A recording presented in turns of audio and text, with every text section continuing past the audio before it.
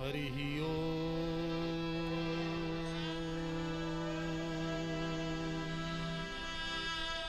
तत्सत्। श्रीमते रामचन्द्राय नमः। ॐ नमः परमहंसास्वादित चरणकमल चिन्मकरन्दाय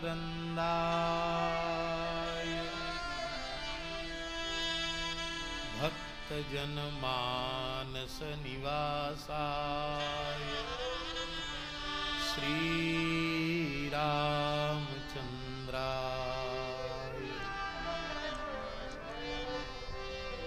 वागीशा यस्य वदने लक्ष्मीर्यस्य च वक्षसि यस्यास्ते हृदये संवित् तं नृसिंहमहं विश्वसर्ग विसर्गादि नवलक्षण लक्षितम् श्रीकृष्णाख्यं परं धाम जगद्धाम नमामि।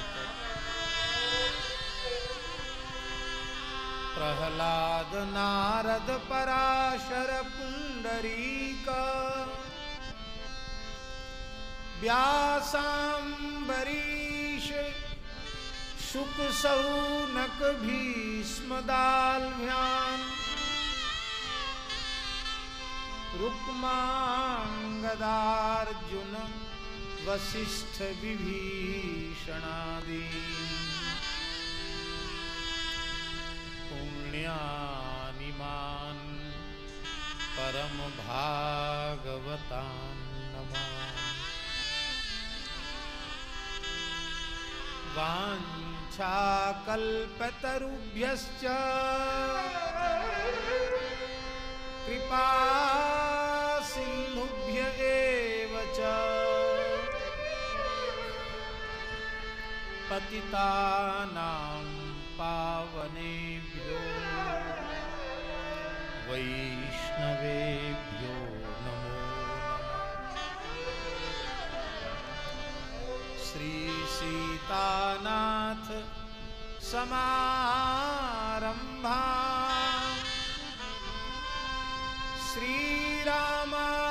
श्रीरामानन्दार्य मध्यमाम्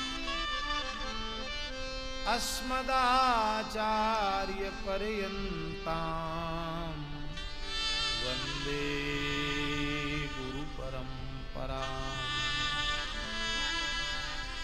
नमो गोभ्यः श्रीमतीभ्यः सौरभेभ्य एव च नमो ब्रह्मसुताभ्यश्च पवित्राभ्यो नमो नमः।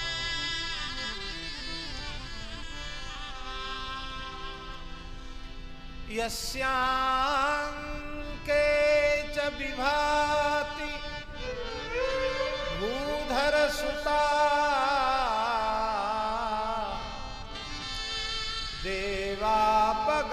देवापगामस्तके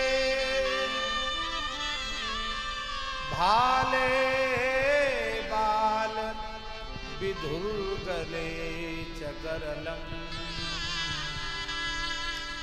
यस्योरसि व्यानरा सोऽयं भूति विभूषणः सुरवरः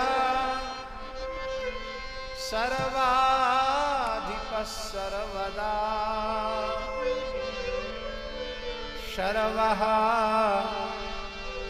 सर्वगतः शिवः शशिनिभः श्रीशङ्करः पातु माम्। कुन्द इन्दुदर गौरसुन्दरम् अम्बिकापतिमभीष्टसिद्धिदम् कारुणिककलकञ्जलोचनं नौमि शङ्करमनङ्गमोचनम्।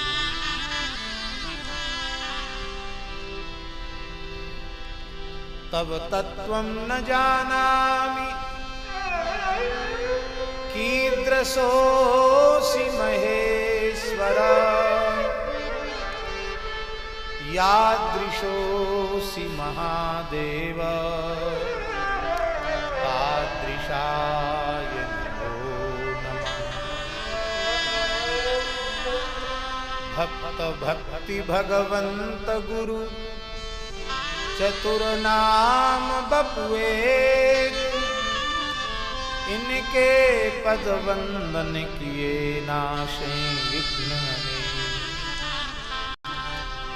बंदौ गुरु पद कंज कृपा सिंधु नर रूप हरि महामोह तम पुंज जासु वचन रवि कर निकर।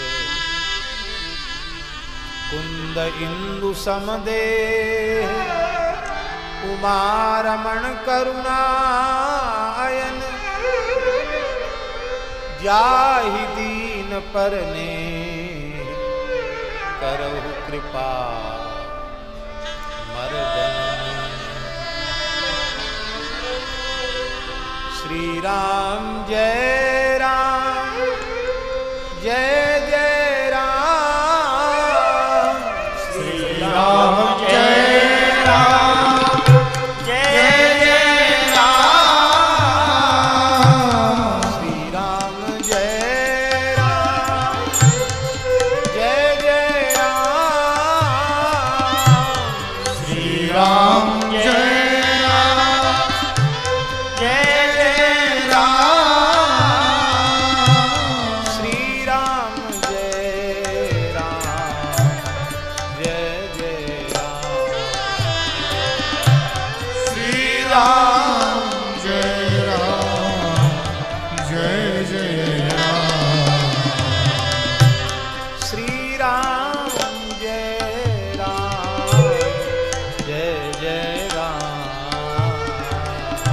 राम। श्री राम जय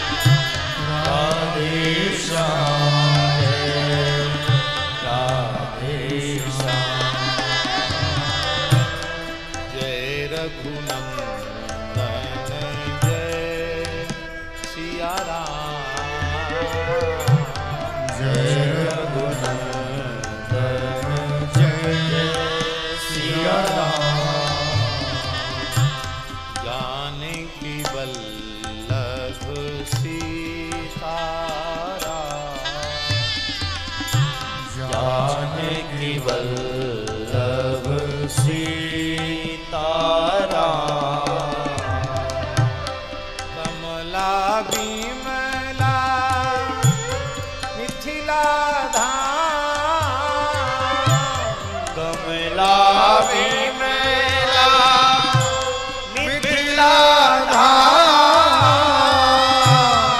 अवध सरयू सीताराम अवध सरयू सीताराम जय जय श्यामा जय श्याम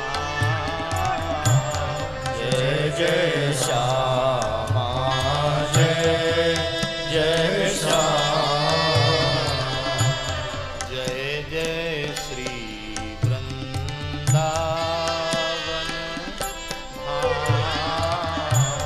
जय जय श्री वृंदावन धाम जय गौ माता जय गोपाल जय गौ माता जय गोपाल भक्त वत्सल प्रभु दीन दयाल भक्त वत्सल प्रभु दीन दयाल गोरक्षा करो हे गोपाल गोरक्षा करो हे गोपाल घर घर गाय फले गोपाल दयाल भक्त वत्सल प्रभु दीन देव हर शंकर शंभो महादेव हर शंकर शंभो उमाकांत हर त्रिपुरारे उमाकांत हर त्रिपुरारे मृत्युंजय वृषभध्वज शूले मृत्युंजय वृषभध्वज शूले गंगाधर मृड मदनारे गंगाधर मृड मदनारे हर शिव शंकर गौरीशम हर शिव शंकर गौरीशम वंदे गंगाधर मीशम शंकर शंकर शंभो उमाकांत त्रिपुरारे मृत्युंजय वृषभध्वज शूले गंगाधर मृड मदनारे हर शिव शंकर गौरीशम वंदे गंगाधर मीशम रुद्रं पशुपति मीशानं हरे काशी श्री राम जय राम जय जय राम श्री राम जय राम जय जय राम श्री राम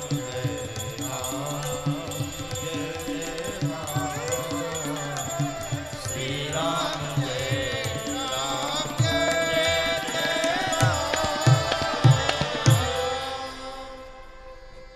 श्री सीतारामचंद्र भगवान की जय। श्री राधा कृष्ण भगवान की जय। श्री लक्ष्मी नारायण भगवान की जय। श्री गौरी शंकर भगवान की जय। श्री काशी विश्वनाथ भगवान की जय। श्री द्वादश ज्योतिर्लिंग भगवान की जय। श्री गोपीश्वर महादेव की जय। श्री कृष्णेश्वर महादेव की जय। श्री नागेश्वर महादेव की जय। श्री त्र्यंबकेश्वर महादेव की जय। श्री भीमशंकर महादेव की जय। श्री शिव पुराण कथा महामहोत्सव की जय।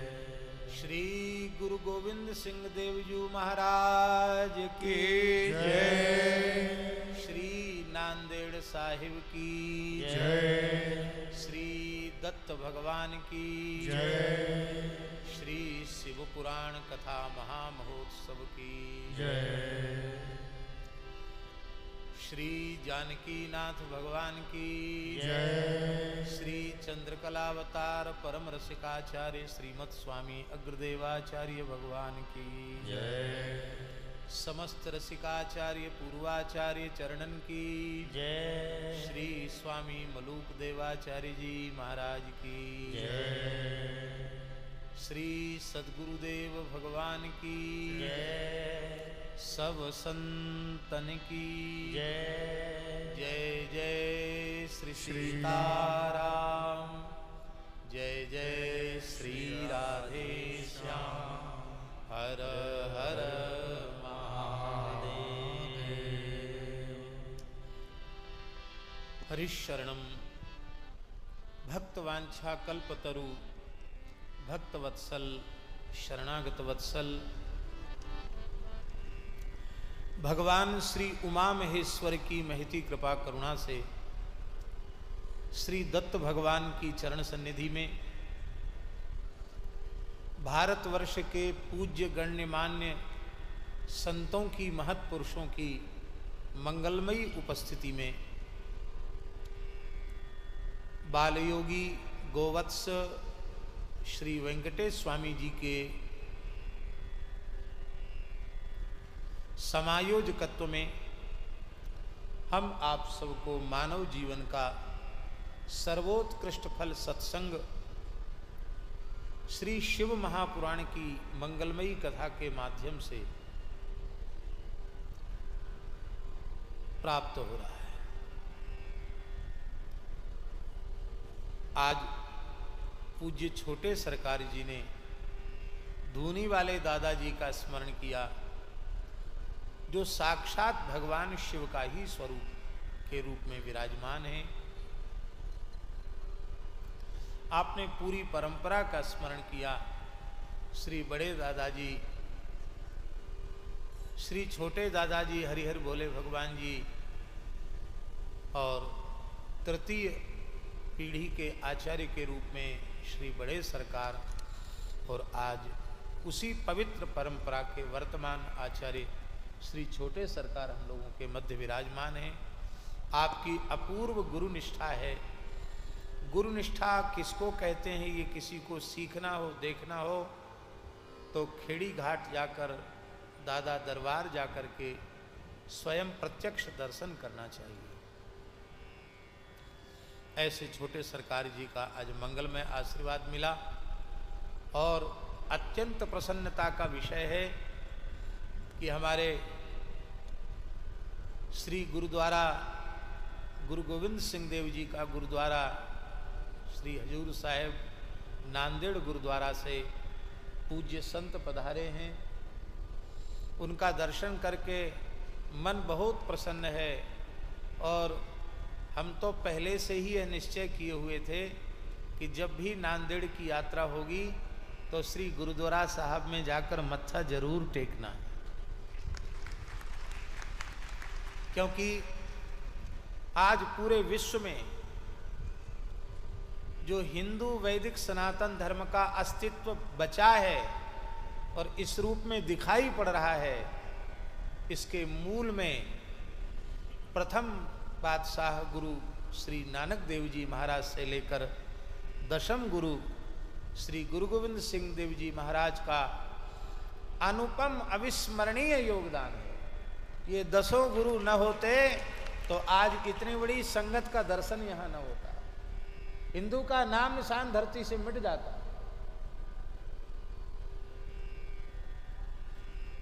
कितना कष्ट सहा है, कितना तप किया है। हम अपने हृदय की श्रद्धा निवेदित कर रहे हैं। इन सिख परंपरा के 10 गुरुओं को हम सनातन धर्म का बहुत श्रेष्ठ आचार्य स्वीकार करते हैं और इन 10 गुरुओं के चरणों में अत्यंत श्रद्धा भक्ति पूर्वक साष्टांग प्रणाम निवेदित करते हैं।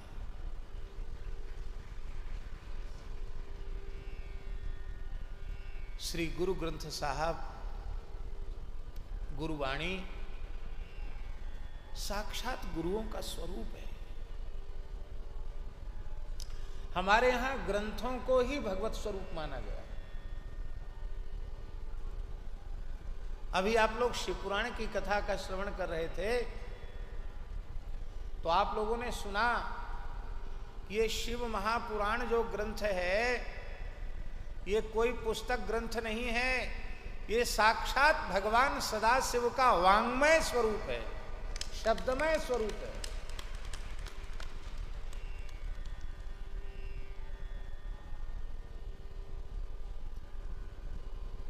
गुरु की जो वाणी है वस्तुतः वही उसका स्वरूप है।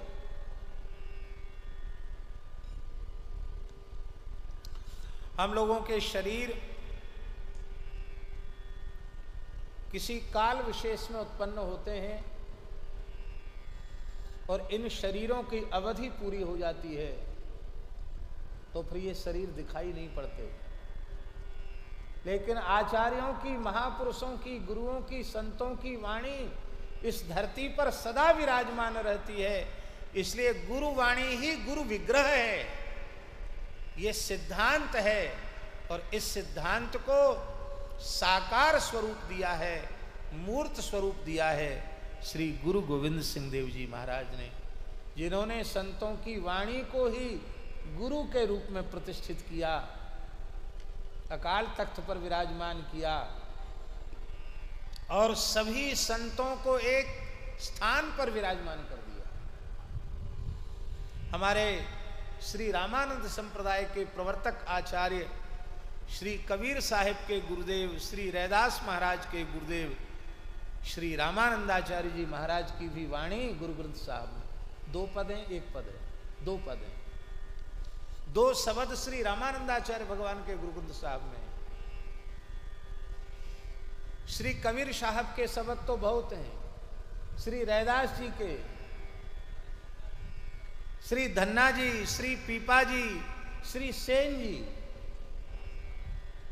हाँ 5 रामानंदाचार्य जी की परंपरा के महापुरुषों की वाणियां गुरु ग्रंथ साहब। लुगदास ने गुरुओं का बहुत श्रद्धा पूर्वक स्मरण किया और उनकी गुरुवाणी में, मलुकदास जी की वाणी में पंजाबी शब्दों का बहुत प्रयोग है, उर्दू, फारसी, पंजाबी इनका बहुत प्रयोग है।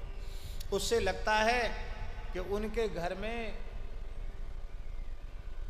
पंजाबी ही बोली जाती होगी। जैसे मारवाड़ी लोग कहीं दुनिया में चले जाएं, जहाँ भी बस जाते वहाँ घर में मारवाड़ी बोलते हैं, ऐसे लगता है कि भले ही उनके पूर्वज आकर वहाँ बस गए हों लेकिन उनके घर में पंजाबी बोली जाती होगी, क्योंकि उनकी वाणी में पंजाबी शब्द बहुत हैं।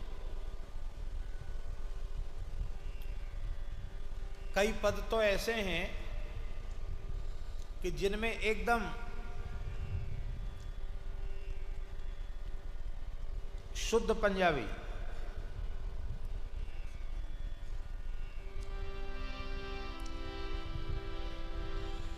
जैसे हम एक उदाहरण दें,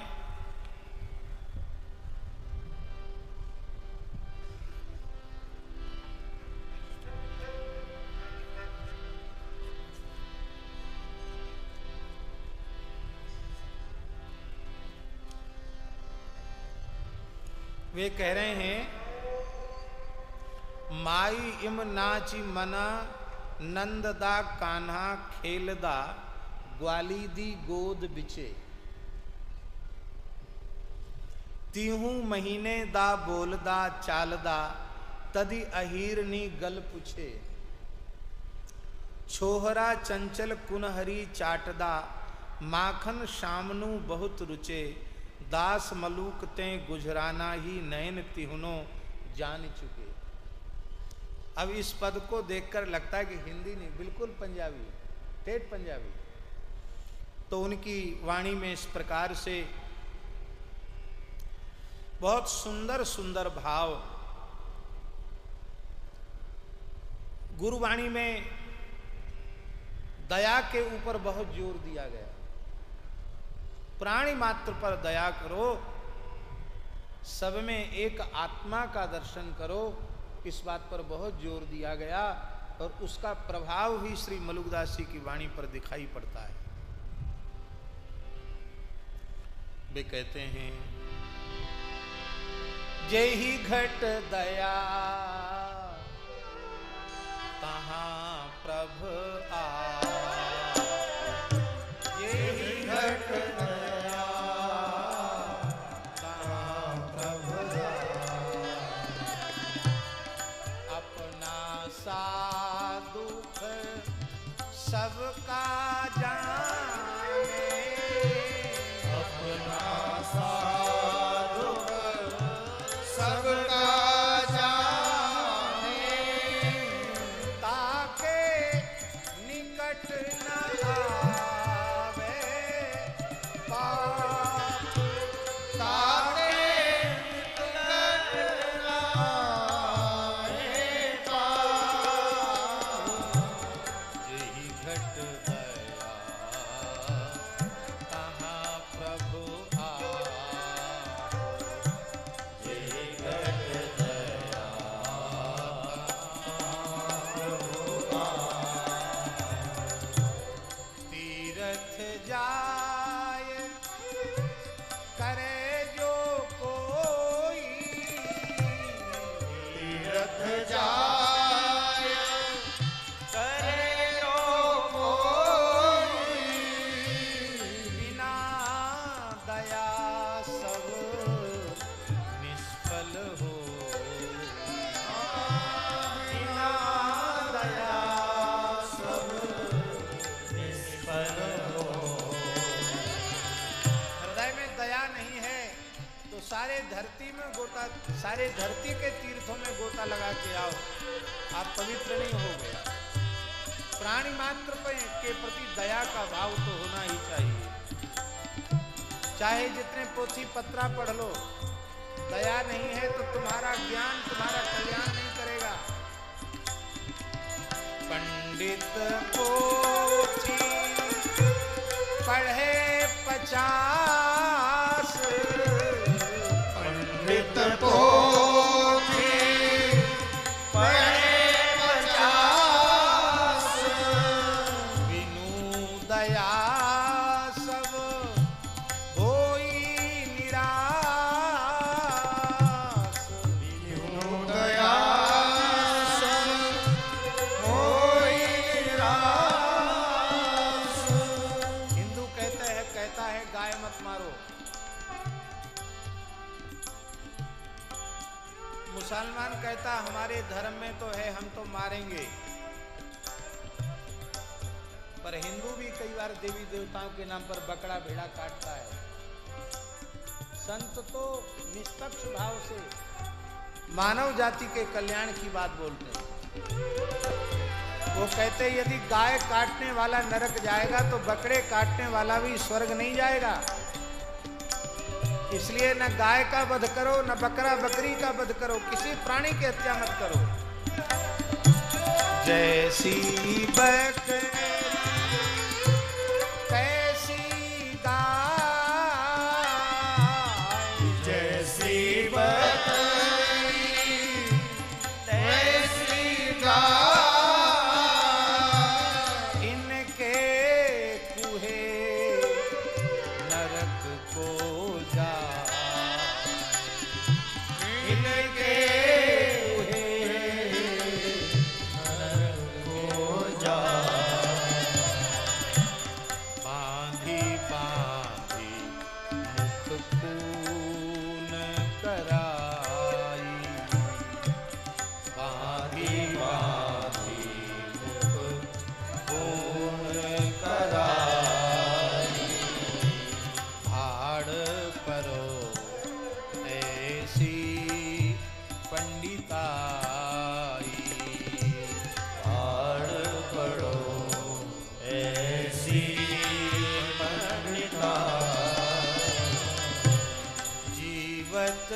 जीव अग्नि में परे, जीव देव अग्नि में परे, ऐसा यज्ञ कसाई करे। ऐसा जग कसाई करे। जेहि घट दया कहाँ प्रभु आप, जीवन दया कहाँ प्रभु आप।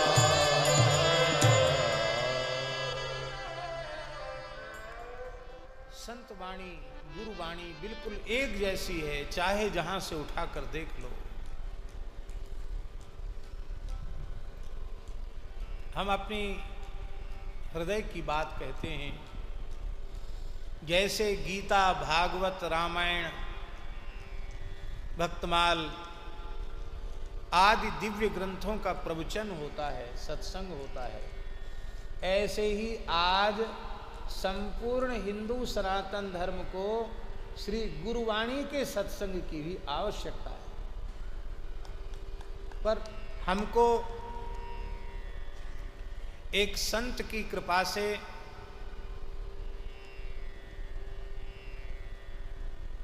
श्री गुरु ग्रंथ साहिब जी का हिंदी संस्करण प्राप्त हुआ और हमने उस हिंदी संस्करण को बड़ी श्रद्धा पूर्वक महाराज जी आद्योपांत मैंने उसका एक पारायण किया। हमको इतना आनंद हुआ जिसका वर्णन हम नहीं कर सकते। बड़ी प्रसन्नता की बात है कि इस संत समागम में बहुत सी विभूतियां कृपा पूर्वक पधारी हैं। हम सबका यथा योग्य वंदन करते हैं और अब सावधान होकर के मूल ग्रंथ का आश्रय लेकर के हम लोग आज कथा का श्रवण करेंगे। ऋषियों ने प्रश्न किया है, हे सूत जी महाराज, लिंगादौ शिव पूजाया विधानम ब्रूहि सुव्रत।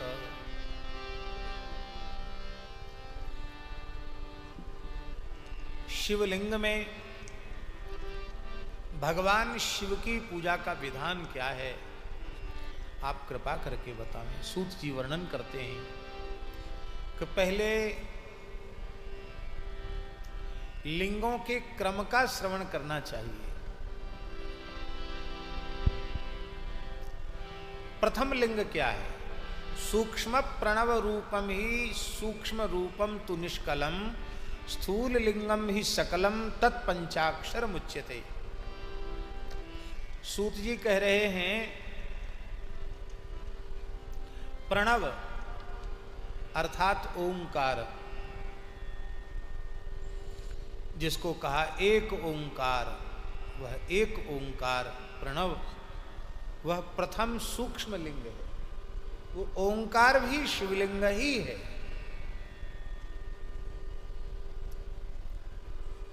वो निष्कल है। निष्कल का अर्थ होता है निराकार। यह प्रणव ओंकार, एक ओंकार प्रणव निष्कल अर्थात निराकार लिंग है। इसके लिए इसीलिए गुरुओं ने कहा एक ओंकार कर्ता पुरुष निर्भव निर्वैर, और क्या है, अकाल मूर्त अजून शैवम गुरु प्रसाद।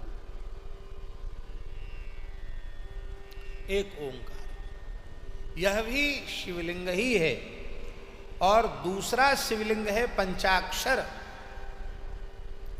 इन दोनों लिंगों की प्रतिष्ठा अंतःकरण में होती है। प्रणव लिंग की प्रतिष्ठा भी भीतर है और पंचाक्षर जिसमें नमः पद आरंभ में है और शिव शब्द से चतुर्थी का एक वचन है, वह पंचाक्षर महामंत्र, वह भी हृदय में प्रतिष्ठित शिवलिंग ही है। प्रणव लिंग, पंचाक्षर लिंग, ये दो लिंग है। स्थूल लिंग है पंचाक्षर, और इन दोनों लिंगों का पूजन ओंकार और प्रणव पंचाक्षर, इनका पूजन ही तप है। और ये दोनों लिंग स्वयं प्रकट रूप में विराजते हैं, उन्हें स्वयंभू लिंग कहते हैं। दूसरा विंदु लिंग है, तीसरा प्रतिष्ठित लिंग है, चौथा चरलिंग है, और पांचवा गुरुलिंग है। पांचवा गुरुलिंग है। गुरुलिंग का अर्थ होता है कि गुरुदेव भी साक्षात महादेव का स्वरूप ही हैं। कोई शिवलिंग उपलब्ध न हो तो गुरु रूप में ही शिव जी का पूजन किया जा सकता है। इसलिए गोस्वामी तुलसीदास जी ने रामचरितमानस के मंगलाचरण में कहा, वंदे बोधमयम नित्यम गुरुम शंकर रूपिणम यमाश्रितो ही वक्रोपी चंद्र सर्वत्र वंद्यते। गुरुम शंकर रूपिणम, गुरुलिंग, गुरुदेव साक्षात शिव रूप हैं। यो गुरु स शिव प्रोक्ता, जो गुरु हैं वह शिव हैं, और जो शिव हैं वह गुरु हैं। शिव और गुरु में भेद नहीं है। और आप लोग रोज बोलते ही हैं, गुरुर् ब्रह्मा गुरुर्विष्णु गुरुर्देवो महेश्वरः गुरुः साक्षात् परब्रह्म तस्मै श्री गुरवे नमः।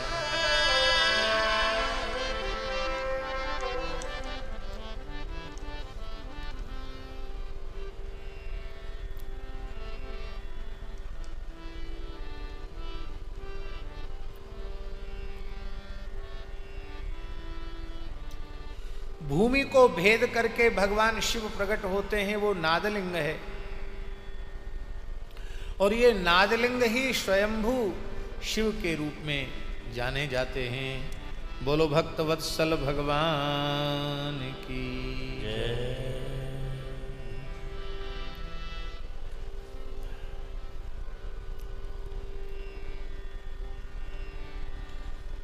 केवल ओंकार को चंदन से लिख करके यंत्र में और शिवजी का पूजन किया जा सकता है। बहुत ध्यान से सुने, बड़ी महत्वपूर्ण बातें। केवल चंदन से पंचाक्षर मंत्र को लिख करके भी शिवलिंग के रूप में पूजन किया जा सकता है।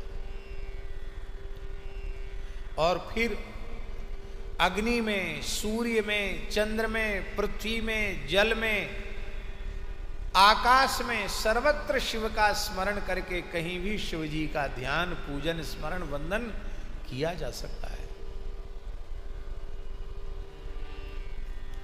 देवताओं ने, ऋषियों ने आत्मसिद्धि के लिए जो कठोर तपस्या करके शिवलिंग प्रतिष्ठित किए हैं, उन्हें पौरुष लिंग कहा गया। उसकी भी बहुत बड़ी महिमा है।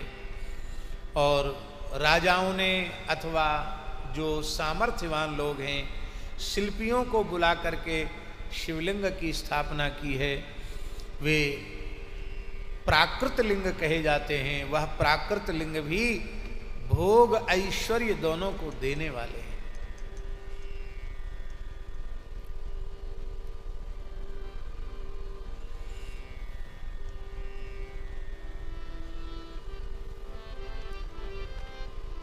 इस देह को भी, देह में भी शिवजी का अनुसंधान करते हुए लिंग, नाभि, जिह्वा, नासिकाग्र भाग और शिखा के क्रम से कटी, हृदय, मस्तक और तीनों स्थानों में शिवलिंग की भावना के करके पूजन किया जाता है। उसको भी ये कहते हैं, उसे आध्यात्मिक लिंग कहा जाता है। चरलिंग जो हैं, उनमें सबसे प्रथम है रसलिंग। रसलिंग का अर्थ होता है पारे के बनाए हुए शिवलिंग। पारद लिंग, पारद लिंग को ही रसलिंग कहा गया। पारा भगवान शंकर का शुक्र है, तेज है, उसको एक पद्धति से बांधा जाता है, फिर उससे शिवलिंग का निर्माण किया जाता है। पर वर्तमान समय में जो रसलिंग पारदलिंगों का निर्माण हो रहा है और बाजार में दुकानों पर बिक रहे हैं, ये शास्त्रीय मर्यादा नहीं है। शास्त्रीय मर्यादा है कि त्रिकाल संध्योपासन संपन्न गायत्री के परमोपासक किसी नैष्ठिक ब्रह्मचारी के द्वारा अनुष्ठान पूर्वक रसलिंग का निर्माण होना चाहिए, उसमें इतर किसी का स्पर्श नहीं होना चाहिए, फिर उसकी प्रतिष्ठा होकर के पूजन किया जाना चाहिए।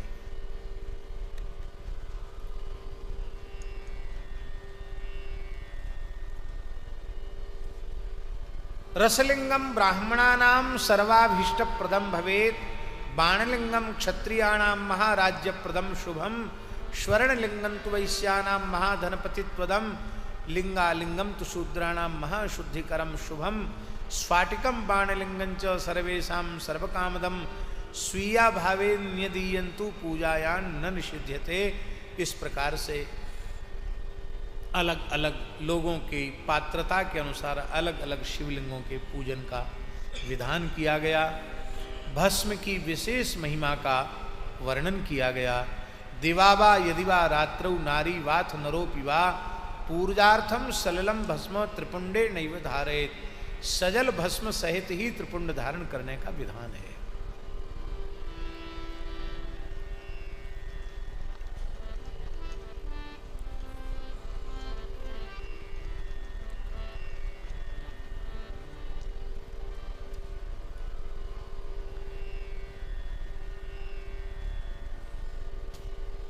एक बड़ी ऊंची बात लिखी है स्वामी जी, लिखा है कि जो निरंतर रुद्राक्ष शिवलिंग और भस्म को धारण करते हैं उन्हें अशौच का स्पर्श नहीं होता, वो सदा पवित्र रहते हैं। भस्म वै शिवमंत्रेण धत्वा इत्याश्रमी भवेत्, शिवाश्रमीपि संप्रोक्ता शिवैक परमो यतः। शिव ही जिनके परम आराध्य उपास्य देवता हैं, जो ऐसे शिवव्रती हैं, शिवव्रतैक निष्ठ हैं, उन्हें न अशौच है न उन्हें सूतक है, जिनके ललाट में मिट्टी से अथवा भस्म से त्रिपुंड विराजमान हैं। स्वहस्ताद गुरुहस्ताद वा, अपने हाथ से त्रिपुंड धारण हो या गुरु जी के हाथ से त्रिपुंड धारण कराया जाए, वह शिव भक्त का लक्षण है। कहते हैं ऐसे शिव भक्त की बड़ी महिमा है। गुरु शब्द का अर्थ क्या है? गुरु गुणान रुंध इति प्रोक्तो गुरु शब्द से विग्रह। जो गुणों का रोध कर दे उसको गुरु कहते हैं। शिव पुराण के अनुसार जो गुणों का रोध कर दे उसको गुरु कहते हैं। गुण क्या है? सत्व रज तम, ये तीन गुण है। और ये संपूर्ण ब्रह्मांड त्रिगुणात्मक है। ये सृष्टि ही त्रिगुणात्मिका है। कुछ सतोगुण प्रधान, कुछ रजोगुण प्रधान, कुछ तमोगुण प्रधान। केवल सत्व से भी सृष्टि संभव नहीं है। निर्माण के लिए रजोगुण की आवश्यकता है। और रजोगुण और तमोगुण का ऐसा संबंध है कि जहां रजोगुण रहेगा वहां किसी न किसी रूप में, किसी न किसी अंश में तमोगुण अवश्य रहेगा। और वेद भी त्रिगुण का ही प्रतिपादन करते हैं। इसलिए श्रीमद् भगवद गीता में कहा, त्रैगुण्य विषया वेदा निस्त्रैगुण्यो भवार्जुनो। हे अर्जुन, वेद त्रिगुण का निरूपण करते हैं, पर तू गुणातीत अवस्था को प्राप्त करे। इसका अर्थ है जो शिष्य को गुणातीत अवस्था में प्रतिष्ठित कर दे, गुणातीत बना दे, उसी को गुरु कहते हैं। त्रिगुण से ऊपर उठा दे। मरने के बाद मुक्ति नहीं, जो जीते जी मुक्ति का अनुभव करा दे उसे गुरु कहते हैं।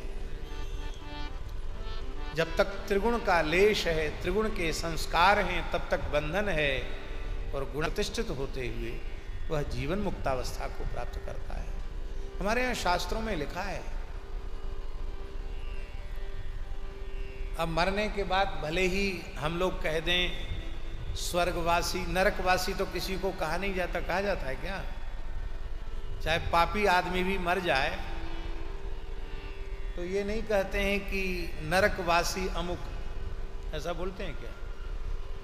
यही बोला जाता स्वर्गवासी, भले ही वो घोर नरक में गया हो, कहते यही है स्वर्गवासी। सभ्यता यही है। अच्छी बात बोलनी चाहिए, बुरी बात नहीं बोलनी चाहिए। अपनी अपनी भावना के अनुसार हम लोग कहते हैं वैकुंठवासी, गोलोकवासी, साकेतवासी, सचखंडवासी, अमरलोकवासी। संतों ने बात सब एक ही है, भगवान का नित्य धाम,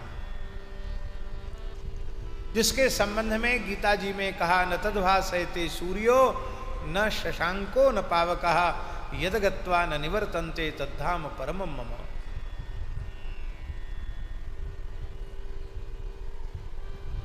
तो हम अपनी श्रद्धा भावना के अनुसार कह देते हैं कि अमुक लोक में गया, मान लेते हैं। लेकिन सच्ची बात यह है कि मरने वाला कहाँ गया इसको परमात्मा के अलावा कोई नहीं जानता। जानता है कोई? इसलिए महाराज जी मुक्ति का जो निर्णय है उसमें शास्त्रों में लिखा है विमुक्तश्च विमुच्यते, विमुक्तश्च विमुच्यते। जिसने वर्तमान जीवन में मुक्ति का अनुभव कर लिया है वही मरने के बाद भी मुक्त होगा। जिसने जीवन मुक्ति का अनुभव नहीं किया वो मरने के बाद भी मुक्त नहीं होगा, बंधन में रहेगा। जीते जी अनुभव होना चाहिए।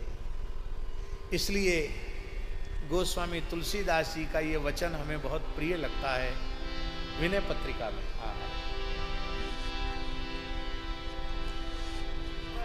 को जाने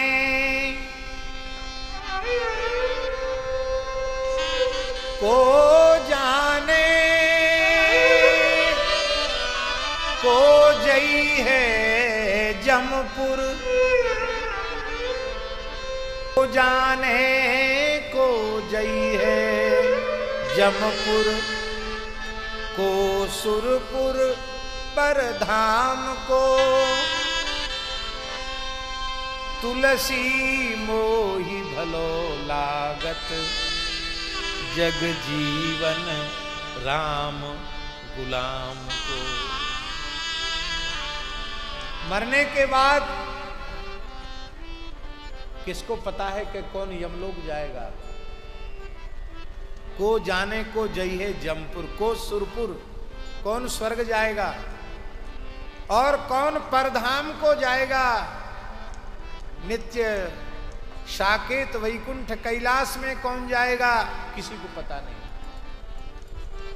इसलिए तुलसीदास जी कहते हमको तो यही अच्छा लगता है कि मरने के बाद कहाँ जाएंगे सब राम जी पर छोड़ दो।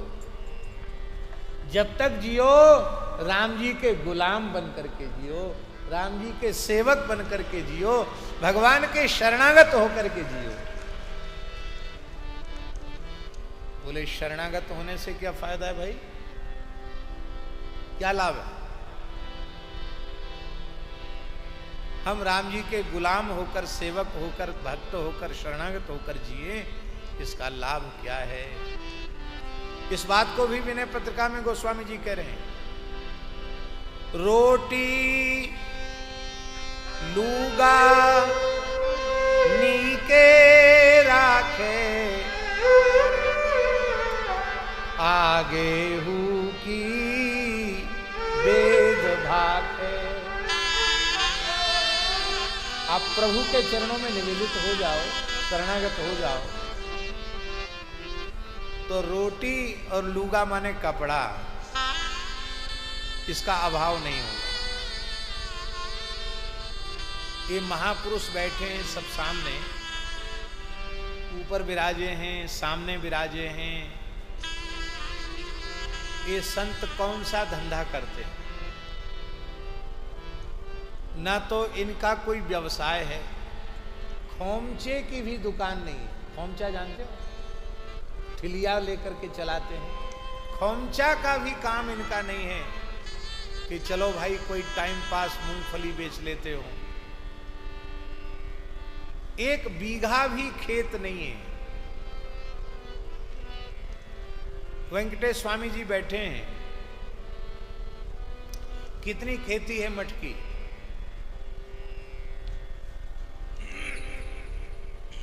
एक बीघा भी खेती नहीं है स्वामी जी की मठ की। कितना बैंक बैलेंस है, कितना करोड़ है? कुछ नहीं है।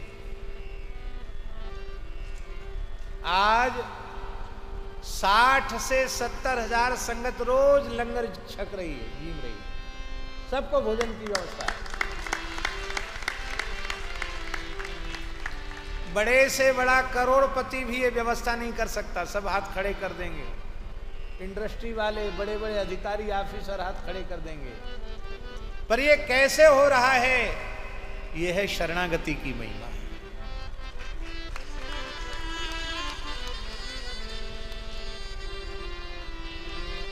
अन्न वस्त्र का अभाव नहीं होगा।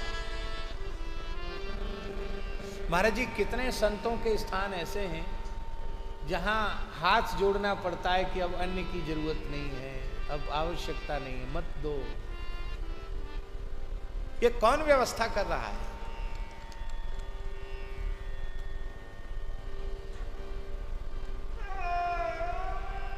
संत दादू दयाल जी का एक वाक्य है। संत दादू जी राजस्थान की धरती के महान संत नारायण। हमारे रेवासा धाम में दादू दयाल जी भी पधारे, 2 बार आए दादू दयाल। संत दादू दयाल जी कह रहे हैं,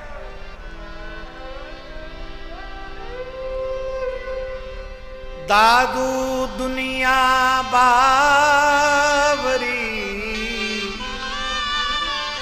दुनिया पागल है।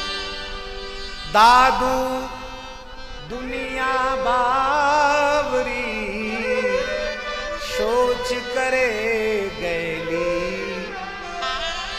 रोटी देसी राम जी तड़का उपई।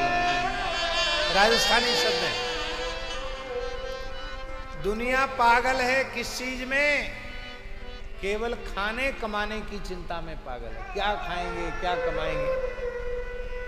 कमाएंगे नहीं तो खाएंगे क्या? और केवल खाएंगे खाएंगे तो कमाएंगे कैसे? कमाना खाना, इसी चक्कर में दुनिया परेशान है।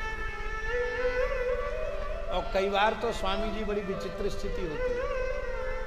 हमारे परम पूज्य श्री गो ऋषि पथमेड़ा महाराज बंबई में एक बहुत बड़े आदमी के फार्म हाउस में गए। उन्होंने बुलाया, महाराज सोचते थे कुछ गौ सेवा हो जाएगी, लेकिन वो तो राम जी की इच्छा से ऐसे ही निकले।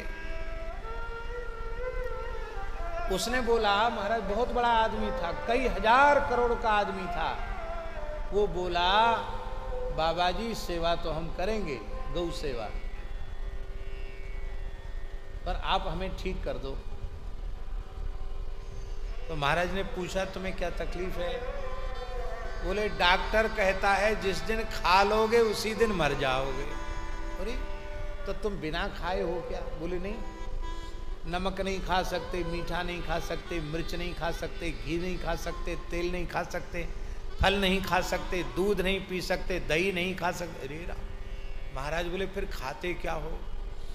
बोले, जौ का दलिया पानी में उबाल के खाते हैं, इसके अलावा कुछ भी खा लेंगे तो हमें ऐसी बीमारी है आंत में, हम मर जाए, हमको ठीक कर दो।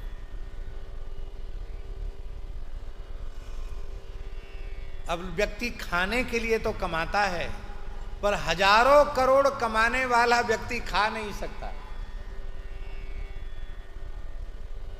हजारों करोड़ रुपए जिसके पास है, 10-20 हजार करोड़ रुपए जिसके पास है, वो खा नहीं सकता।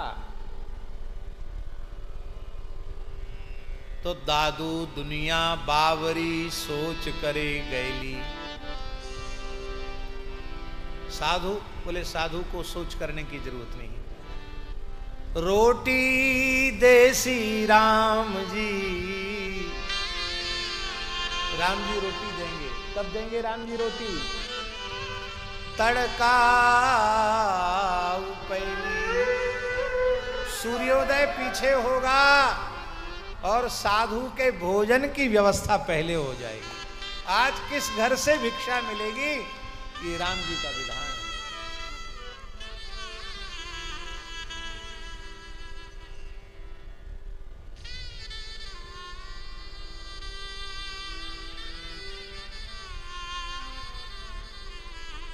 इस प्रकार से यह वर्णन किया गया। इसलिए जो गुणातीत अवस्था को प्रदान करा दे उसी को गुरु कहते हैं। सविकारान राजसादीन गुणान रुंधे व्यपोहति गुणातीतः परशिवो गुरु रूपम समाश्रिता। गुणत्रयं व्यपोह्याग्रे शिवं बोधयतीति सः विश्वस्तानां तु शिष्याणां गुरुरित्य विधीयते। जो रजोगुण तमोगुण विकारों को पैदा करने वाले हैं उन रजोगुण तमोगुण को भी मिटा दे, और जो माया की परिधि वाला सत्व गुण है उसको भी छोड़ दे।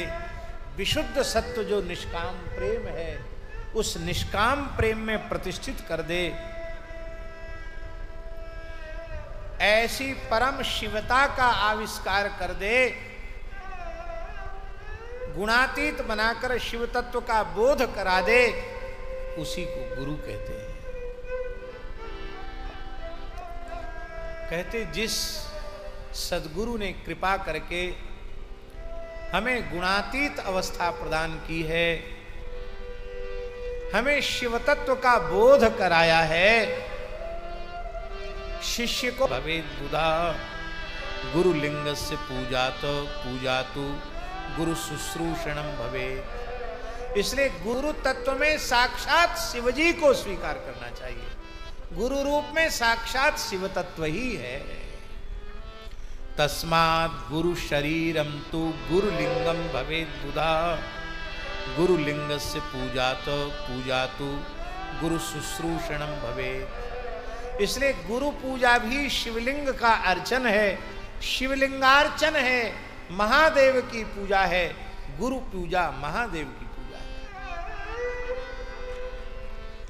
अब गुरु पूजा क्या है? स्वामी जी विवेक रखना पड़ेगा। अब गुरु जी हैं बेचारे बड़े बूढ़े, मान लो 100 वर्ष के हो गए हैं, और गुरु जी को उत्तराखंड में ले जाए शिष्य और बोले जैसे केदारनाथ जी पर जल चढ़ाते हैं ऐसे गुरु जी का ब्राह्मणों को बुलाकर नमक चमक से अभिषेक कराएंगे तो गुरु जी जल्दी शिवलोक चले जाएंगे।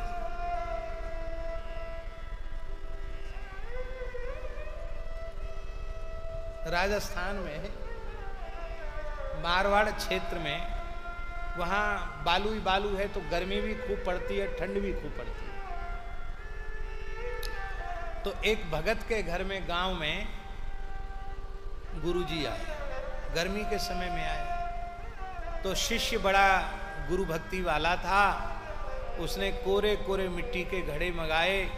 राजस्थान में पानी बड़ा दुर्लभ, अब तो भगवान की दया से कुछ सुलभ है, पहले बहुत दुर्लभ था। कहाँ कहाँ से पानी की व्यवस्था करके 1000 घड़ा 1000 घड़ा मिट्टी के सब में छान कर पानी भराया। और गुरुजी को कुल्ला करना हो तो एकदम ठंडा पानी, स्नान करना हो तो पानी खूब अभिषेक कराया। गर्मी का समय था, गुरुजी को भी बहुत आनंद आया। भगवान की दया से शीतकाल में पड़ोसी के घर में भी उनके गुरुजी आ गए। वो बूढ़े थे, उसने कहा हम पड़ोसी से किसी बात में कमजोर थोड़े ही हैं, हम भी अपने गुरुजी का ऐसा ही सत्कार करेंगे। पर गुरुजी आए पूष के महीना में, तो भयंकर ठंड थी महाराज, राजस्थान की सूखी ठंड, कड़कड़ाने वाली ठंड, कोरे कोरे घड़ा मंगाए, पानी छान करके भरा और बोले गुरुजी पंडितों को बुला के आज ही आपका अभिषेक करेंगे। आज शिवरात्रि है, रात्रि के समय गुरुजी मना करते रहे, जबरदस्ती अभिषेक शुरू किया। गुरुजी पर जल ठंडा ठंडा पड़ते गुरुजी पधार गए।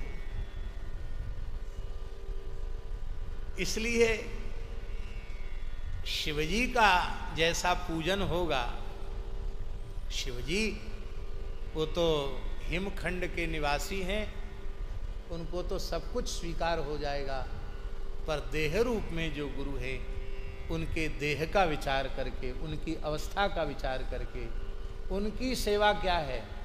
तो महाराज जी लिखा है गुरु शुश्रूषणम भवेत, गुरुदेव की श्री अंग की सेवा ही शिव पूजा है।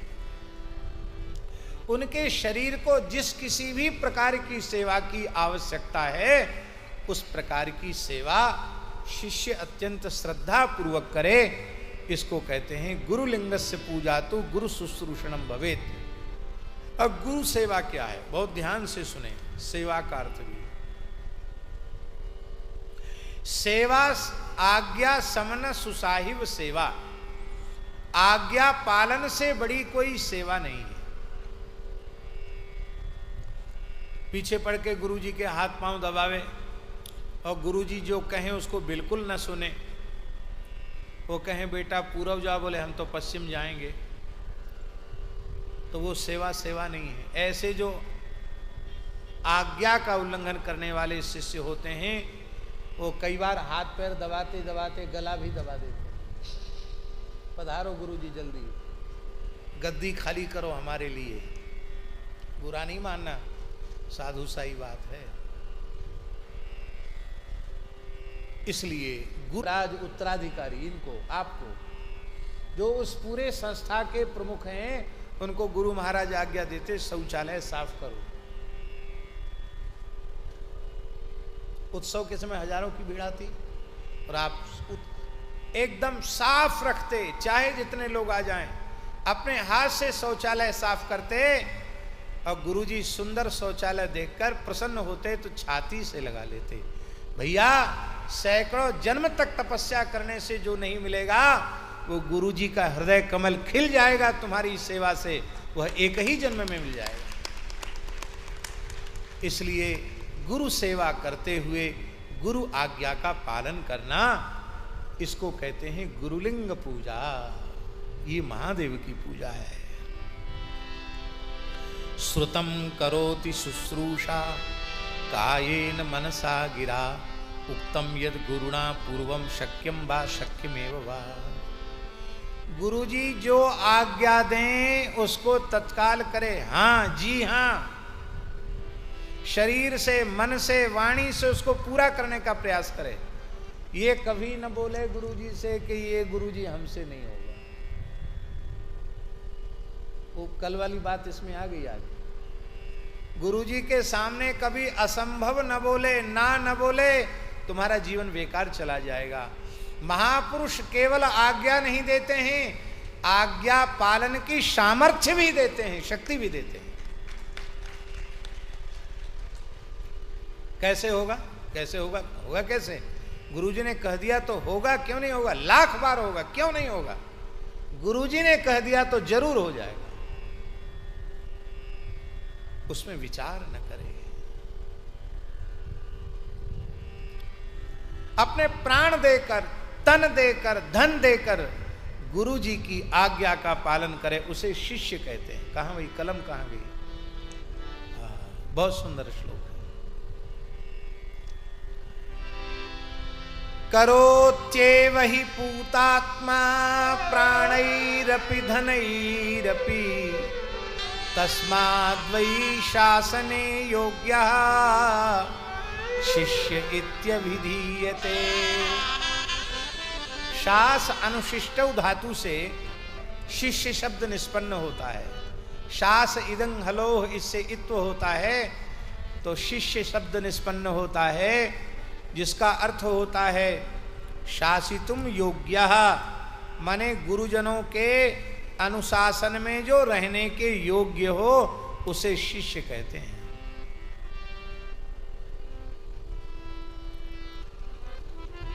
अब गुरु जी के अनुशासन में न रहे,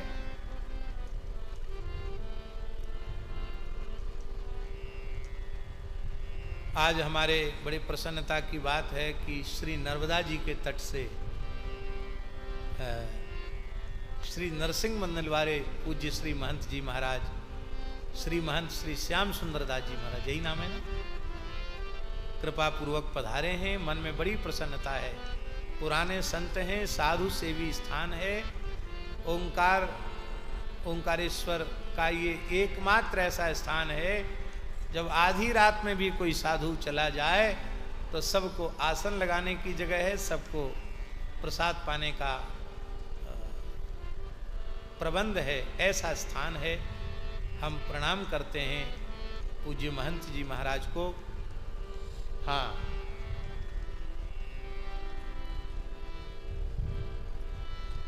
एक गुरु जी थे, हमको लगता है कि ऐसी ऐसी विकृतियां आने लग गई थी, इसीलिए गुरुओं ने सोचा कि भाई अब ये पता नहीं देहधारी लोग कहाँ कहाँ ले जाएंगे, भगवान से न जोड़कर अपने से जोड़ने लग जाएंगे। इसलिए सिख परंपरा के गुरुओं ने विचार करके गुरुवाणी को ही गुरु का स्वरूप माना, गुरु ग्रंथ साहब। तो गुरु जी बहुत सरल थे, अच्छे महात्मा थे, और चेला थोड़ा चतुर चालाक था। चतुर हुए थे ना, चालू खोपड़ी के होते हैं, तो चेला थोड़ा चतुर चालाक था। सवेरे गुरु जी ने कहा, बेटा माधव दास। हाँ गुरुदेव। कोई माधव दास जी बैठे हो तो बुरा नहीं माने, हम तो एक नाम ले रहे हैं, उदाहरण दे रहे हैं। ऐसा न समझें कि कोई माधव दास जी नाम के संत बैठे, उनको देख के हम बोल रहे हैं, ऐसा अपने मन में मत ले आना। बेटा माधव दास। कहाँ गुरुदेव? आज्ञा। बोले थोड़ी झाड़ू लगा लो मठ में, स्थान में। बोले गुरुजी,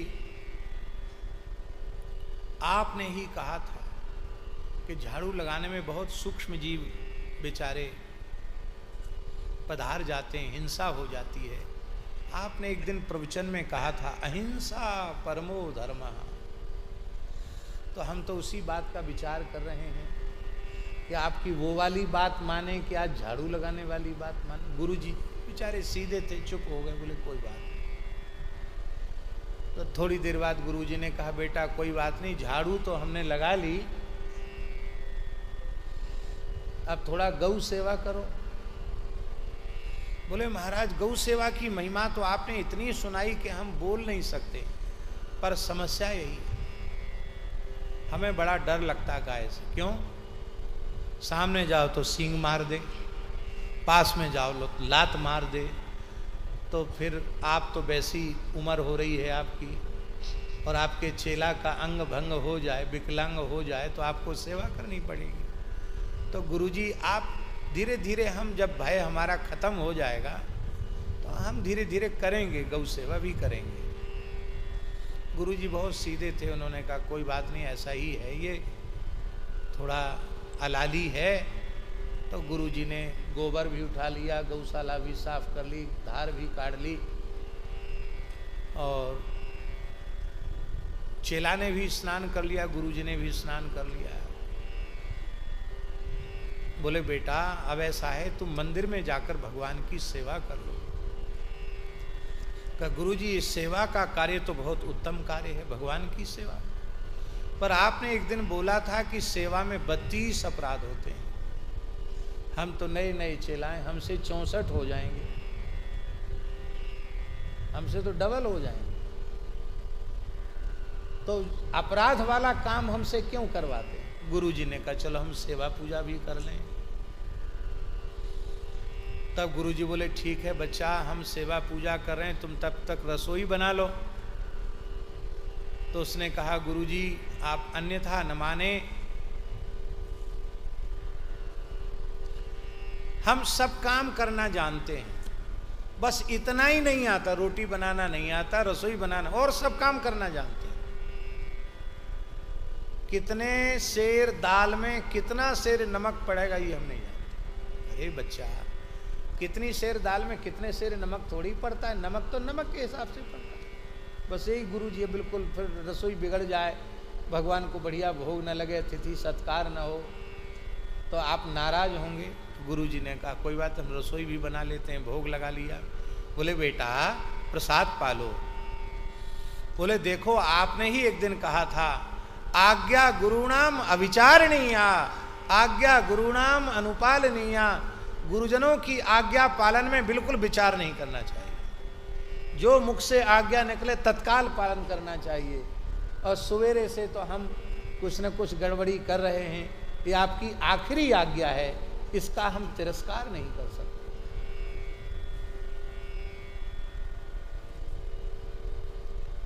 ऐसे चेलों के संबंध में श्री कबीरदास जी ने कहा, उड़ जाएगा हंस अकेला, उड़ जाएगा हंस अकेला, एक डाल दो पंछी बैठ, ये डाल है, एक गुरु एक चेला, गुरु की करनी गुरु जाएंगे, चेले की करनी चेला, उड़ जाएगा हंस अकेला। ऐसे जो चतुर चालाक होते हैं, उनको चाहे जितने समर्थ संत सद्गुरु मिल जाएं, वो कहीं रह जाएं, उनके तो कल्याण में सदा संदेह ही रहता है।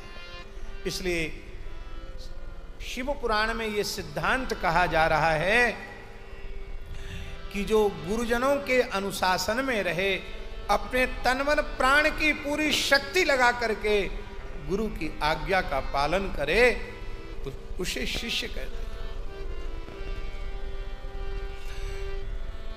महर्षि धौम्य ने कहा, महाभारत में महर्षि धौम्य ने कहा अपने शिष्य से कि बेटा ये भगवान का खेत है धान का, और ये धान के खेत की मेड़ बार बार टूट जा रही है, और खेत का पानी निकल जाएगा तो धान कैसे होगी, तुम इसमें सेवा करो। शिष्य ने कहा जो आज्ञा। अब वो पानी बहुत बरस रहा था, इधर मेड़ बांधे तो उधर, उधर बांधे तो उधर फूट जाए। तब वह स्वयं ही मेड़ बन करके और लेट गया, पानी को बाहर नहीं निकलने दिया। पूरी रात ठंड के समय में मेड़ बनकर पड़ा रहा। प्रातःकाल देखा गुरुजी ने, महर्षि धौम्य ने, कि मेरा शिष्य नहीं आया। आप पहुंचे, बेटा कहाँ हो? कहा गुरुजी मैं आपकी आज्ञा का पालन कर रहा हूं। बोले बेटा वर्षा बंद हो चुकी है, क्या कहाँ हो तुम, दिखाई नहीं पड़ रहे हो? बोले मैं धान की खेत की मेड़ बनकर पड़ा हुआ हूं, क्योंकि आपने आज्ञा दी थी कि पानी खेत का बाहर न हो जाए। बोले बेटा खेत में जितने जल की आवश्यकता थी उतना जल तो अब है, अब तुम आ जाओ, अब कोई खेती में नुकसान होने वाला नहीं है। तो वो मेड़ तोड़ कर आया तो गुरुजी ने उसका वो एक नया नाम दे दिया, उद्दालक। क्या नाम दिया? वे हुए महर्षि उद्दालक। और उस शिष्य को कहा तुम उद्दालक ऋषि हुए आज से, और अपनी छाती से लगाकर कहा बेटा संपूर्ण ब्रह्म विद्या तेरे हृदय में प्रकाशित हो जाएगी।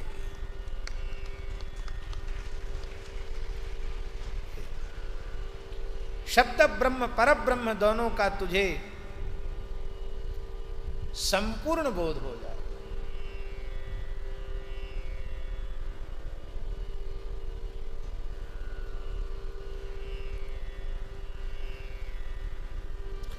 शरीराद्यर्थकम दत्वा गुरोर्दत्वा सुशिका अग्निपाकम अग्रपाकम निवेद्याग्रे भुंजीयात् गुरुर्मुद्यया। शिष्याः पुत्रेति प्रोक्ता सदा शिष्यत्व योग्यता जिह्वा लिंगान मंत्र शुक्रम कर्णयोनो शिक्षुवै। इस प्रकार से जो बिंदु सृष्टि में पुत्र है वही नाद सृष्टि में शिष्य है।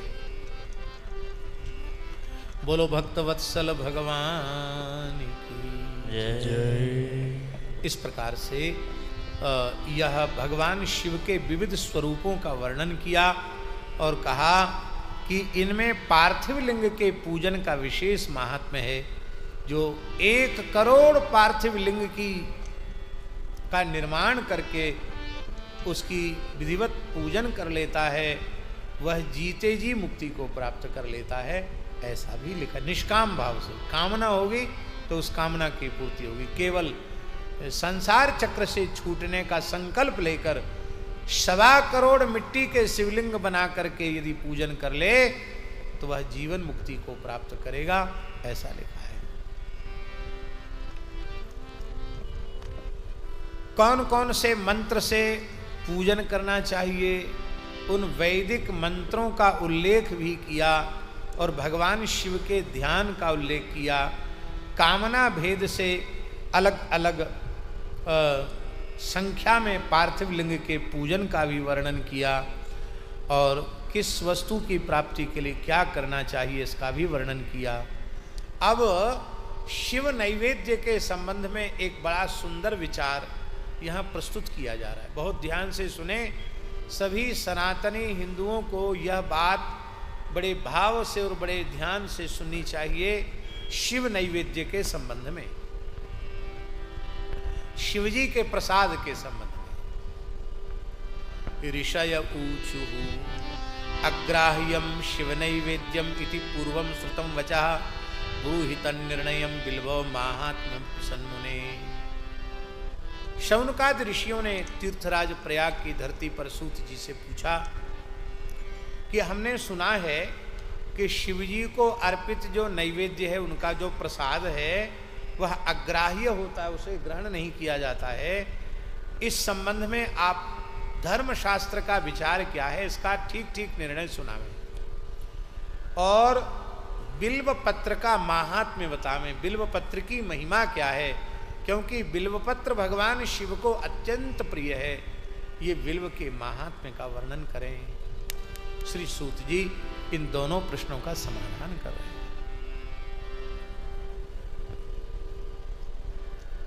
पहले एक बात हम आपको स्पष्ट कर दें, शिव संहितांतर्गत श्री रामार्चन महायज्ञ का विधान है। श्री रामार्चन महायज्ञ, रामार्चा होती है, वह भी एक यज्ञ ही है, महान यज्ञ है और बड़ा चमत्कारिक प्रभाव होता है रामार्चन का। असाध्य कार्य भी सिद्ध हो जाता है रामार्चन से। उस रामार्चन के महात्म्य में एक कथा आती है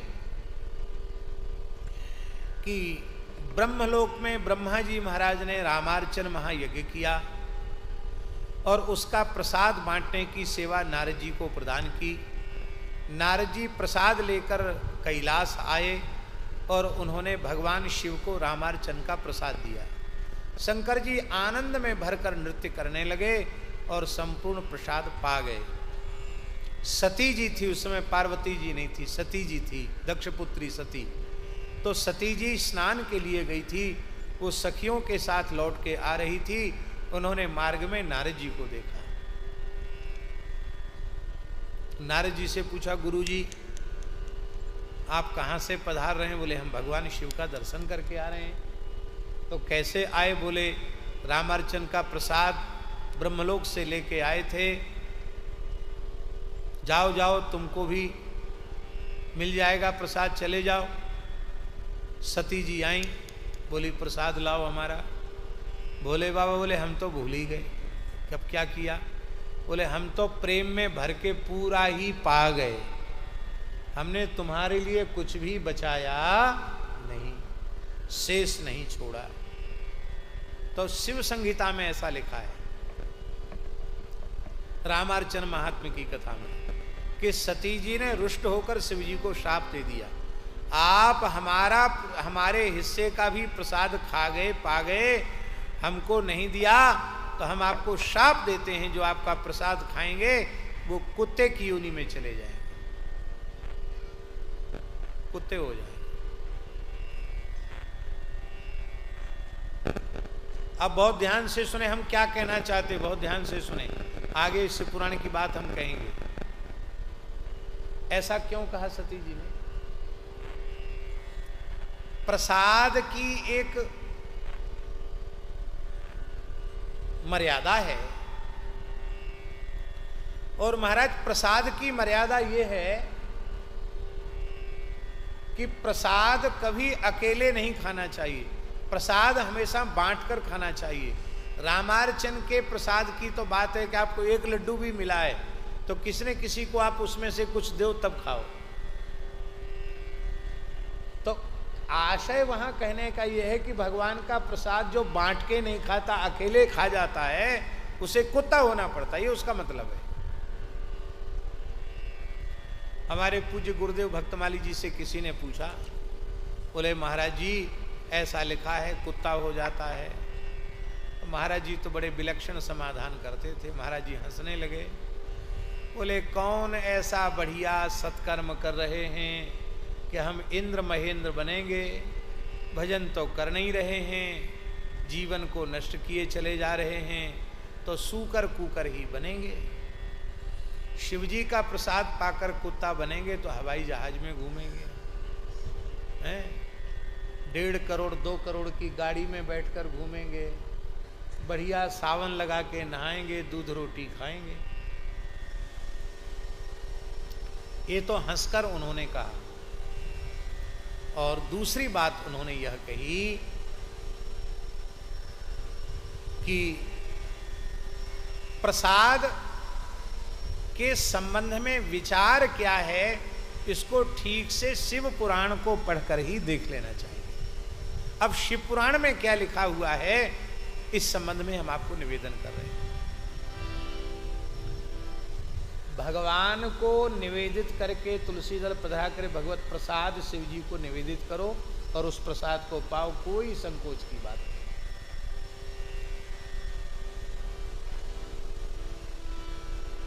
किंतु जो किसी मूर्तिकार के द्वारा टंकित शिवलिंग हैं,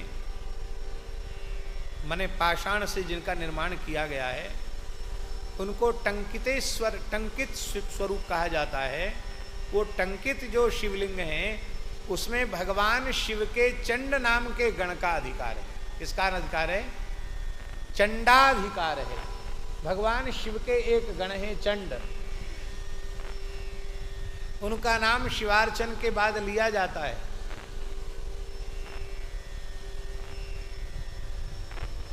बाण रावण चंडीस श्रृंगी भृंगी रिटादयः सदा शिवस्य नैवेद्यम सर्वे गृह्णन्तु सांभवा। जब शिवजी का पूजन पूरा हो जाता है तो शिवजी को भोग लगने के बाद उनके पार्षदों को प्रसाद दिया जाता है। यदि प्रसाद न देंगे तो पूजन सफल नहीं होगा। उनमें कौन कौन है शिवजी के पार्षद? बाणासुर, रावण। हाँ, रावण एक रुद्रगण के रूप में भी रावण सेवा में अभी भी है। बाणासुर भी रुद्रगण के रूप में शिव जी की सेवा में है। बाण, रावण, चंडीस, चंडीस नाम के गण, श्रृंगी, भृंगी और रिट आदि, ये सभी जो रुद्रगण हैं वो भगवान शिव के नैवेद्य को स्वीकार करें।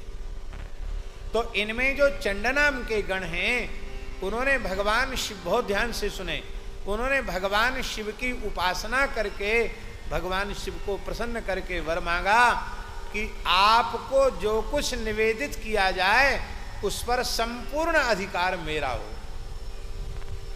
दूसरे किसी का अधिकार न हो।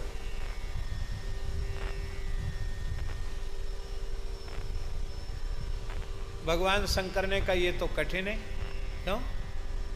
क्योंकि हमारे नैवेद्य को तो ब्रह्मादि देवता भी श्रद्धा पूर्वक लेते हैं। अब केवल तुम्हारा अधिकार हो जाएगा तब तो किसी को हमारे प्रसाद का सौभाग्य ही नहीं मिलेगा।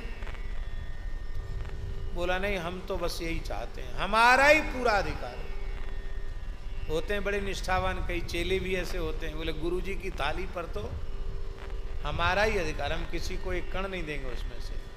ऐसे होते हैं हठी लोग। चंडी जी बोले कि हम तो दूसरे में राजी नहीं है, हमको तो पूरा पूरा चाहिए। तब शंकर जी ने कहा जो किसी मूर्तिकार के द्वारा निर्मित शैल आदि की प्रतिमा होगी, पाषाण निर्मित प्रतिमा होगी, उसमें तुम्हारा अधिकार होगा। 12 ज्योतिर्लिंगों में तुम्हारा अधिकार नहीं होगा, स्वयंभू लिंगों में तुम्हारा अधिकार नहीं होगा, वाणलिंग माने नर्मदेश्वर लिंग में तुम्हारा अधिकार नहीं होगा, रत्नलिंग रसलिंग में तुम्हारा अधिकार नहीं होगा। रत्नलिंग माने होता है मणिमाणिक्य आदि के शिवलिंग, अथवा रसलिंग माने पारद लिंग, अथवा धातुलिंग, धातुलिंग माने स्वर्णलिंग, रजत लिंग, इनमें भी आपका अधिकार नहीं होगा।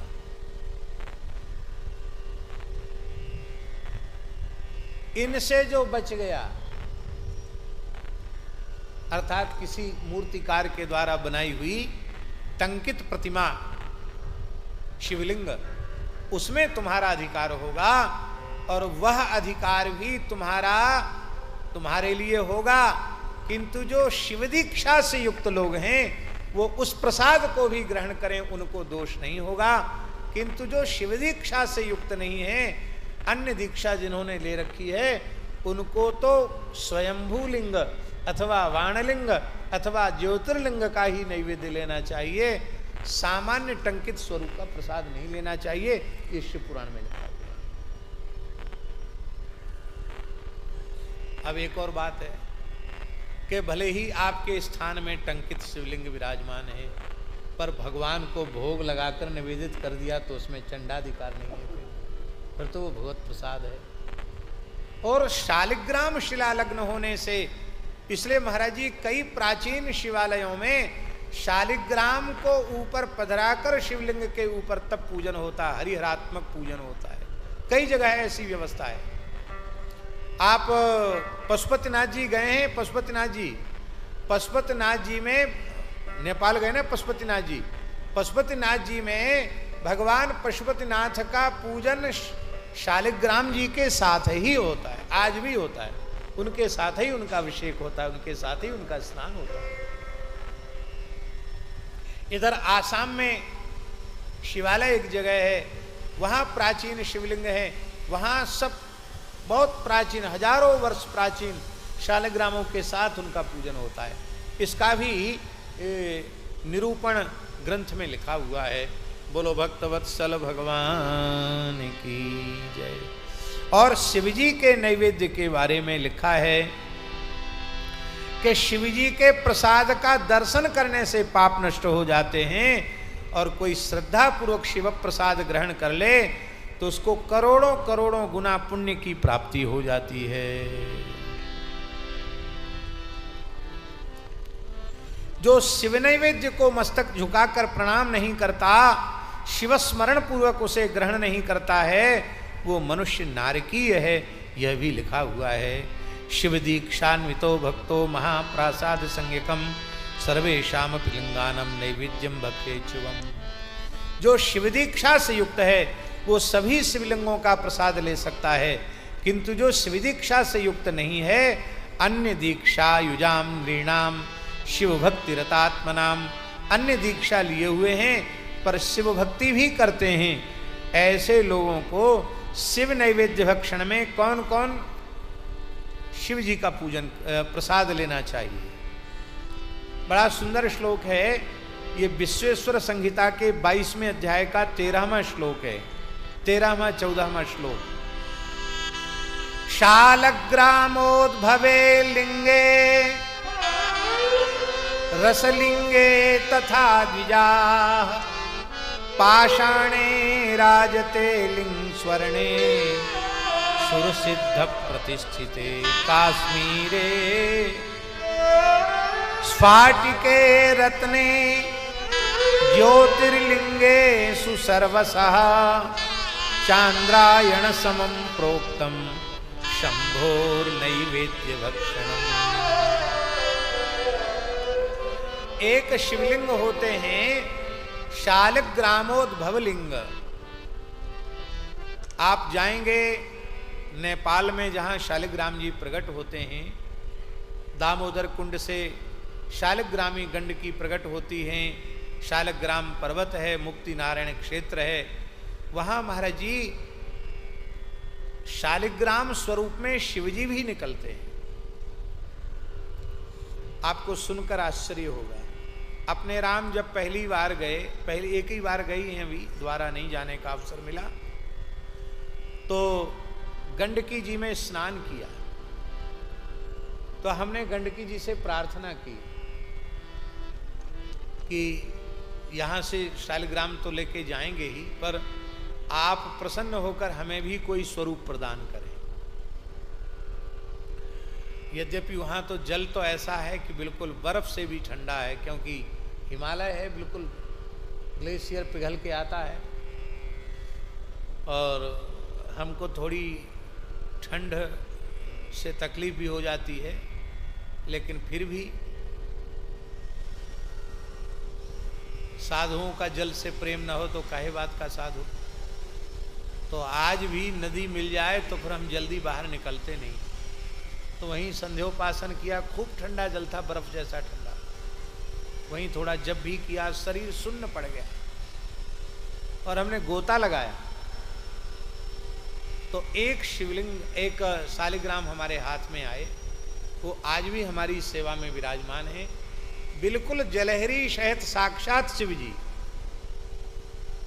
तो हमने कहा देखो भगवती गंडकी ने हमको ऐसा स्वरूप प्रदान किया जो शालिग्रामोद्भव लिंग है। हरि भी हैं और हर भी हैं,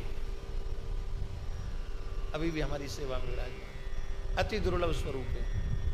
उनको दर्शन करो तो श्रीयंत्र जैसे भी लगते हैं। और जलहरी शहत शिव जी स्वयं हमारे हाथ में आए। ये शालिग्रामोद्भव लिंग का सबसे पहले नाम शिव पुराण में लिखा है, शालिग्राम से ही। और महाराज जी शालिग्राम स्वरूप में अन्य देवों के स्वरूप भी मिलते हैं। हमारे ठाकुर जी की सेवा में एक शालिग्राम जी विराजमान है, साक्षात गणपति। कोई मूर्तिकार के बनाए हुए नहीं है। कोई भी व्यक्ति उनका दर्शन करके कहेगा साक्षात गणेश जी। बिल्कुल शूर्प, कर्ण, सुंड, दंत, एक दंत, चरण, सब कुछ है उनके श्री। वो भी हमको वहीं मिले। तो हमको तो सब राम जी के ही रूप में मिल गए। राम जी की बड़ी कृपा है। तो भगवत कृपा से ये शालिग्रामोद्भव लिंग, रसलिंग माने होता है पारद लिंग। और जो पाषाण लिंग, रजत लिंग, पाषाण लिंग का अर्थ है बनाए हुए लिंग नहीं, जो स्वाभाविक किसी पवित्र नदी के गोल शिवलिंगाकार पाषाण है, वो पाषाण लिंग हैं। राजत माने चांदी के शिवलिंग, स्वर्ण के शिवलिंग, अथवा देवताओं ने जिनकी प्रतिष्ठा की है, अथवा जो केसर से निर्मित शिवलिंग है। केसर से भी शिवलिंग बनाने की विधि है। हम समझते हैं कि केसर को खूब गहरा घोट करके चंदन के साथ और उसका गोला बनाकर फिर उसके जलहरी के साथ शिवलिंग बनाने का विधान होगा। उसी को काश्मीर लिंग कहा है, स्फटिक लिंग, रत्नलिंग और ज्योतिर्लिंग, 12 ज्योतिर्लिंग। इनका जो प्रसाद है चांद्रायण समम प्रोक्तम, इनका प्रसाद एक बार कोई ले ले तो चांद्रायण व्रत करने से जो पुण्य प्राप्त होता है वो इनका प्रसाद लेने मात्र से प्राप्त हो जाता है। ब्रह्म हत्या जैसा पाप भी नष्ट हो जाता है जो शिव निर्माल्य को अपने मस्तक पर धारण करता है। जो शिवजी के प्रसाद का को ग्रहण करता है, भक्षित्वा द्रुतम तस्य सर्व पापम प्रणश्यति, उसके संपूर्ण पाप नष्ट हो जाते हैं। अब जो बात हमने कही थी उसको हम फिर कह रहे हैं। 16वां श्लोक है, चंडाधिकारो यत्रास्ति तद भोक्तव्यम न मानवैः, चंडाधिकारो नो यत्र भोक्तव्यम तच्च भक्तिता। जिसमें चंड गण का अधिकार है उस नैवेद्य को सभी लोगों को नहीं लेना चाहिए, और जिसमें चंडाधिकार नहीं है उस प्रसाद को श्रद्धा पूर्वक लेना चाहिए। किंतु जो शिव दीक्षा से युक्त हैं वो चंडाधिकार वाले शिवलिंग का प्रसाद भी ले सकते हैं, उनको कोई दोष नहीं। अब अंतिम समाधान दे रहे हैं सूत जी 19वें श्लोक में। बोले अग्राह्यम शिव नैवेद्यम पत्रम पुष्पम फलम जलम शालिग्राम शिला संगात सर्वम याति पवित्रताम। जो लोग कहते हैं कि शिव नैवेद्य चाहे पत्र हो, पुष्प हो, फल हो, जल हो, वह अग्राह्य है, वो दोष भी शालिग्राम शिला संगात। जब शालिग्राम जी कैसे शिव जी का पूजन होता है तो सर्वम याति पवित्रताम, सब कुछ ग्राह्य हो जाता है। हाँ, एक और बात है, शिवलिंग के ऊपर चढ़ा दिया उसमें किसी विशेष व्यक्ति का अधिकार है, किंतु जो बाहर निवेदित किया गया उसको कोई लेता है। पुराने जमाने में ब्राह्मण भी माली आदि को शिवलिंग पर चढ़ा हुआ पदार्थ दे देते थे, मालियों को दे देते थे, गोसाइयों को दे देते थे, और जो बाहर निवेदित है वो ब्राह्मण लेते थे। हमने तो ये भी देखा है कि नवग्रह की पीठ की दक्षिणा ब्राह्मण नहीं लेते थे। अब तो नवग्रह को ही खा जाए। नवग्रह पीठ की दक्षिणा क्या है? हाँ, नवग्रह पीठ की दक्षिणा हमने अपने जिस परिवार में जन्म लिया उसमें यही काम होता था, पीढ़ी दर पीढ़ी से पंडिताई वाला काम। तो हमने देखा वो कलश और वहाँ का जो कुछ भी सामान, दक्षिणा तो यथावत चढ़ती वहाँ, पर उसको जोगी को दे दिया जाता था या माली को दे दिया जाता था, उसको ब्राह्मण नहीं लेते थे, नवग्रह का नहीं लेते थे। इसलिए राहु केतु आदि का दान भी डकौत जो होते हैं उनको दिया जाता है। शनि राहु केतु इनका दान ब्राह्मण नहीं लेते। अब सब जय सिया राम हो गया। तो इस प्रकार से यह महिमा का वर्णन किया गया है।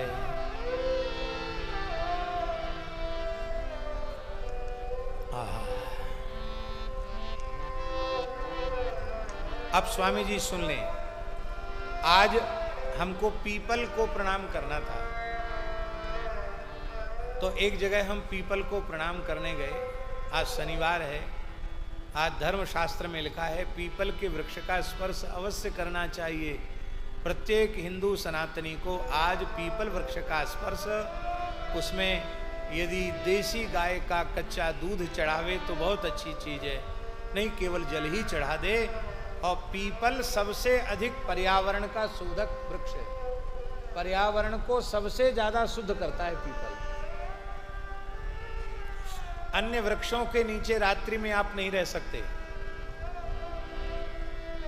क्योंकि वे कार्बन का विसर्जन करते हैं। कार्बन डाई, जो कार्बन डाई ऑक्सीजन उसका ऑक्साइड, उसका विसर्जन करते हैं। केवल पीपल ऐसा है जो 24 घंटे ऑक्सीजन देता है, इसलिए रात्रि के समय भी पीपल के नीचे रहा जा सकता है। जिसको ऑक्सीजन की कमी है वो पीपलों के बीच में रहे तो ऑक्सीजन की बीमारी खत्म हो जाए।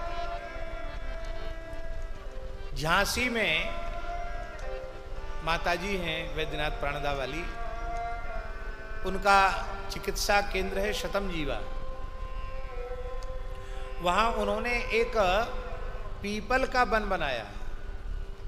वो केवल इसलिए बनाया है, प्राकृतिक चिकित्सा का बहुत बढ़िया व्यवस्थित केंद्र है।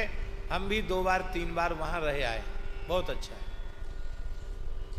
तो वहाँ महाराज जी एक वन केवल पीपल का बनाया है, इसलिए कि जिसके ऑक्सीजन लेवल कम रहता है उसको वहाँ बिठाकर थोड़ी देर प्राणायाम कराते हैं, वो वहाँ घूमे, उससे उसका ऑक्सीजन लेवल बढ़ जाता है। आज प्रत्यक्ष चमत्कार है, ये प्रत्यक्ष चमत्कार है। पर पिंपल गांव में पीपल कम है, तो गांव का नाम बदलना पड़ेगा फिर। इसलिए भैया हमने यहाँ पूछा तो उन्होंने बताया कि लोगों के मन में भावना है कि पीपल को उखाड़ के फेंक देना चाहिए, पीपल खराब होता है। यहाँ गांव के लोग ऐसा समझते हैं। तो बोले यहाँ पीपल कोई रखता नहीं। भैया पीपल बहुत पवित्र वृक्ष है, जैसी बिल्व वृक्ष की महिमा है ऐसे ही पीपल की महिमा है।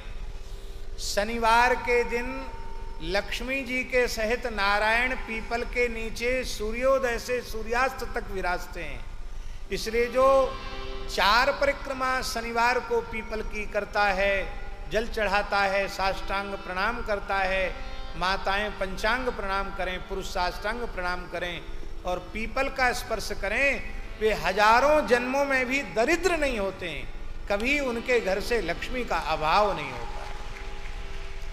घर में पीपल इसलिए नहीं लगाते हैं क्योंकि घर में कोई शुद्ध अशुद्ध अवस्था में कोई बच्चा गंदगी कर दे, कोई मलमूत्र का त्याग कर दे, या कोई माता अशुद्ध अवस्था में उसका स्पर्श करे, उसका दोष है, इसलिए घरों में लगाने की मनाही है। पर किसी के घर में पहले से पीपल हो तो उसको कटवाना नहीं चाहिए, उसको और बढ़िया उसकी व्यवस्था बना करके जिसमें उसकी छाया में कोई गंदगी न कर सके, बस फिर आप प्रेम से पूजा करो, आपके घर में लक्ष्मी का निवास है।